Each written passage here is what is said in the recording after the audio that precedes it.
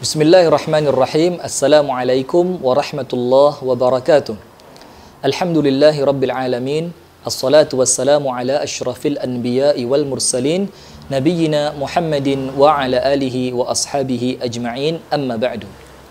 Pemirsa yang dirahmati oleh Allah, puji dan syukur alhamdulillah kita haturkan kepada Allah, dan salawat beserta salam semoga senantiasa tercurahkan kepada Rasulullah sallallahu alaihi wasallam. Pemirsa yang dirahmati oleh Allah Subhanahu wa taala, kita lanjutkan kembali pada bab yang kedua dalam pembahasan kita kitab Min Akhlaqis Salaf yang ditulis oleh Asy-Syaikh Ad-Doktor Ahmad Farid hafizahullahu taala. Bab yang kedua disebutkan oleh Asy-Syaikh Ad-Doktor Ahmad Farid hafizahullahu taala, wa min akhlaqihim radhiyallahu taala anhum wa ardahum tawaqqufihim an kulli fi'lin aw qawlin hatta ya'rifu mizanahu 'alal kitab was sunnah. Artinya adalah di antara akhlak para salaf kita, pendahulu kita radhiyallahu taala anhum wa ardahum, adalah mereka senantiasa berhenti di setiap ucapan mereka atau setiap perbuatan mereka sampai mereka benar-benar mengetahui timbangan dari ucapan maupun perbuatan itu dengan timbangan Al-Qur'an dan As-Sunnah. Kemudian pemirsa yang dirahmati oleh Allah, mereka senantiasa berhenti dikarenakan mereka khawatir apabila bentuk ucapan itu ataupun perbuatan itu yang mereka lakukan sebelumnya termasuk dari perbuatan bid'ah yang kemudian tidak ada sama sekali dasarnya baik dari Al-Quran maupun As-Sunnah. Kemudian Asy-Syaikh Ad-Doktor Ahmad Farid memberikan dua ayat Al-Quran. Yang pertama dalam surah Al-Hasyr ayat yang ke-7. Allah Subhanahu wa taala berfirman, A'udzu billahi minasyaitonir rajim. Wa ma ataakumur rasulu fakhudhuhu wa ma nahakum anhu fantahu. Yang artinya adalah, dan apapun yang diberikan oleh Rasulullah, yang diajarkan oleh Rasulullah, yang diperintahkan oleh Rasulullah kepada kalian, maka langsung amalkan. Dan apapun yang dilarang oleh Rasulullah terhadap kalian, fantahu, langsung tinggalkan.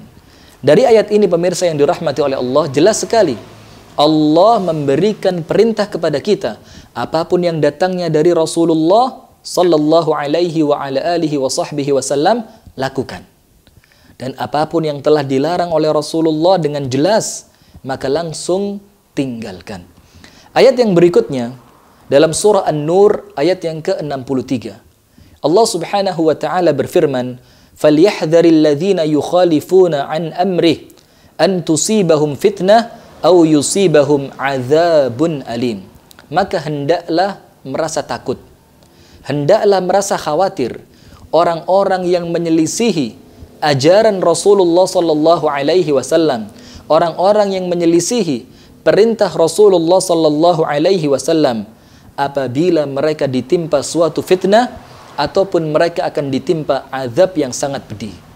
Dari ayat ini pemirsa yang dirahmati oleh Allah, Allah menjelaskan kepada kita, hendaklah kita merasa takut apabila kita menyelisihi aturan Rasulullah, nanti Allah akan timpakan kepada kita fitnah. Dan fitnah itu disebutkan oleh para ulama yang akan terjadi apabila kita menyelisihi aturan Rasulullah adalah syirik. Dan kita perlu takut, patut khawatir apabila kita menyelisihi perintah Rasulullah, ajaran Rasulullah, kita akan ditimpa oleh Allah dengan azab yang sangat pedih. Kemudian Rasulullah sallallahu alaihi wa ala alihi wa sahbihi wasallam bersabda dalam hadis yang sahih, wa iyyakum wa muhdatsatil umur. Aku larang kalian, aku peringatkan kalian wahai umatku dari perkara-perkara yang baru dalam urusan agama. Fa inna kulla bid'atin dhalalah, karena setiap sesuatu yang bid'ah, sesuatu yang baru dalam urusan agama ini adalah termasuk suatu kesesatan. Dari hadis ini jelas Rasulullah ingatkan kita, perkara yang baru dalam urusan agama dan sesuatu yang dibuat-buat dalam urusan agama ini termasuk sesuatu kesesatan. Dalam hadis yang lainnya Rasulullah menjelaskan dalam hadis yang sahih, man amila amalan laisa alaihi amruna fahuwa raddun. Barang siapa yang melakukan suatu amalan yang amalan itu tidak ada ajarannya, tidak ada perintahnya dari kami, maka amalan itu tertolak. Jelas sekali dari hadis ini, barang siapa yang mengamalkan suatu amalan tidak ada landasan Al-Quran maupun tidak ada landasan dari As-Sunnah, maka amalan itu tidak akan diterima oleh Allah Subhanahu wa Ta'ala. Kemudian Syekh Dr. Ahmad Farid menyebutkan dalam kitab ini adalah kebiasaan para salaf kita yang mulia. Mereka itu senantiasa mengikat dirinya dengan ikatan Al-Quran dan Sunnah, dan mereka senantiasa meninggalkan perbuatan-perbuatan bid'ah. Karena mereka senantiasa khawatir apabila amalan itu tidak akan diterima oleh Allah, dan mereka para salaf kita yushaddiduna fi dzalik, mereka sangat keras, sangat antusias, sangat serius di dalam masalah-masalah yang seperti ini. Kemudian disebutkan satu contoh, Amirul Mukminin Umar ibn al-Khattab. Suatu hari dia pernah menginginkan untuk melakukan sesuatu.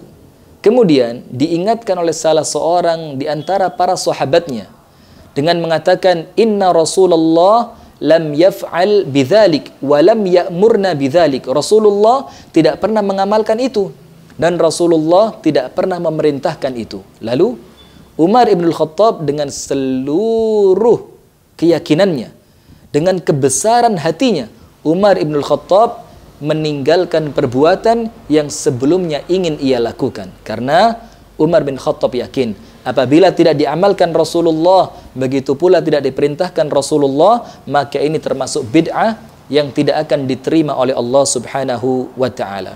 Kemudian yang terakhir, Syekh Dr. Ahmad Farid mengatakan, "Inna tariqal qaumi", sesungguhnya jalannya para salaf kita radhiyallahu taala anhum wa ardahum senantiasa di atas rel Al-Qur'an dan Sunnah.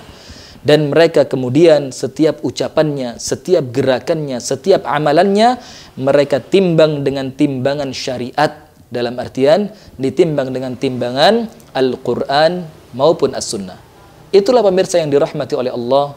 Semoga ada manfaatnya untuk kita bersama, agar kemudian kita senantiasa menimbang amalan kita, ucapan kita, gerakan kita dengan Al-Quran yang sunnah dalam rangka mengikuti jalan para salaf kita yang mulia.